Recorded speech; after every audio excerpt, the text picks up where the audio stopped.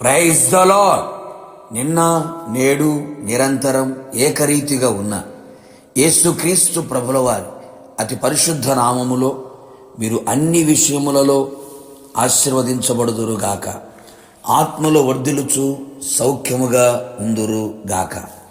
ఈ దినపు యేసయ్య జీవపు మాట ఆదికాండం 46వ అధ్యాయం 4వ వాక్య భాగం. నేను నీతో కూడా వచ్చేదను. యేసయ్య మీదనే ఆధారపడి ఆనుకొని ఆయన నీడలో నిలిచి ఆయన పాద సన్నిధిలో నిత్యము ప్రార్థించుచు స్తుతించుచు యేసయ్య రాకడ కొరకు నిరీక్షణతో సాగిపోవచ్చున్న నా దేవుని పరిశుద్ధ దైవ జనాంగమ, నా యేసయ్య మారని దేవుడు, మార్పు లేని దేవుడు.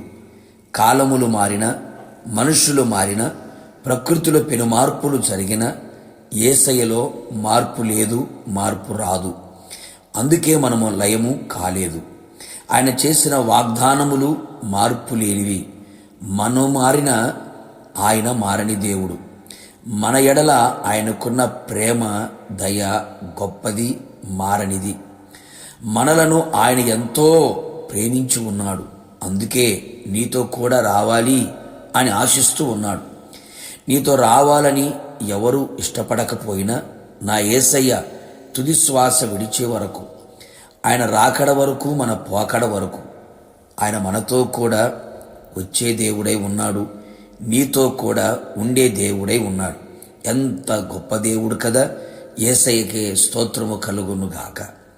ఆయనకు కృతజ్ఞులమై ఉందుము గాక.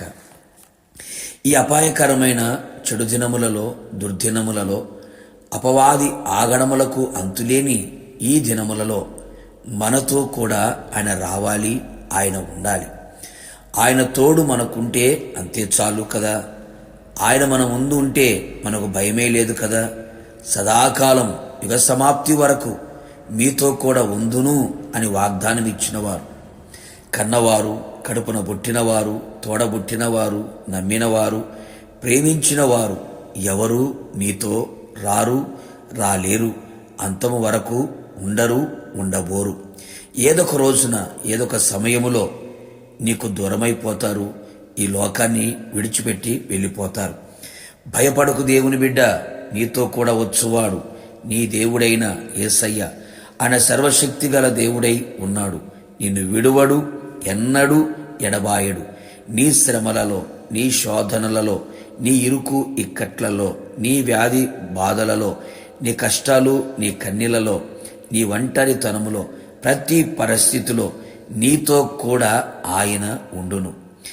నీవు ఆయనను మాత్రమే ప్రేమించుచు, ఆయన చిత్తము మాత్రమే జరిగించుచు, ఆయన యందు మాత్రమే విశ్వసించుచు, ఆయన యందు మాత్రమే కనిపెట్టుచు, ఆయనకు మాత్రమే ప్రార్థించుచు, ఆయన వైపే చూచుచు, ఆయన అడుగు జాడలలో అడుగులు వేయుచు నీవు ఉండిన ఎడల నిశ్చయముగా నా యేసయ్య నీతో కూడా ఉండి నీకు ధైర్యమునిచ్చును, ఆలోచన చెప్పును, నీ మీద దృష్టి నిలుపును, నీవు నడవలసిన త్రోవ నీకు చూపించును, ప్రయోజనకర ఉపదేశము చేయును, నిన్ను ఆశీర్వదించును, నీకు ఆరోగ్యమును, ఆనందమును, సంతోషమును, సమాధానమును, అన్నిటిపైన జయమును, ఆత్మాభిషేకమును, ఆత్మానందమును కలుగు చేసి ఆత్మలో వర్ధిల్లునట్లుగా చేయును.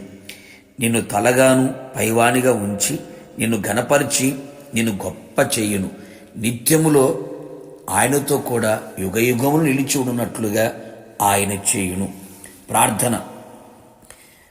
అత్యంత కృపగలిగిన మా ప్రియ పరలోకపు తండ్రి, నీ పరిశుద్ధమైన పాదములకి కోట్లాది స్తోత్రములు చెల్లించుచున్నాం. శిరస్సు వంచి నమస్కరిస్తున్నాం.